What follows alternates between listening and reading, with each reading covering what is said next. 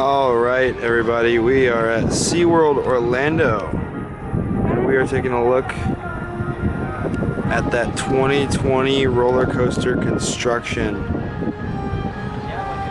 Now, this looks very familiar if you've been to Universal or seen any of those updates, because both of them basically only have torn up dirt. Not a ton is happening,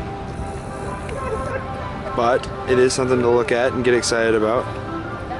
And I'll move from here to get some different angles of it.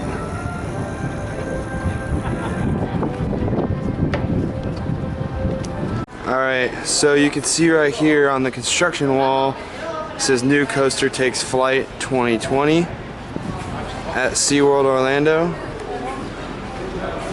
and hashtag break the ice. So this is right next to Shamu Stadium, and 2019 is the last year that they're doing the killer whale shows.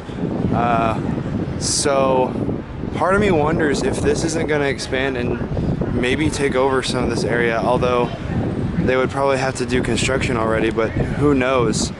Part of me wonders if that might not be happening. See all the dirt in there.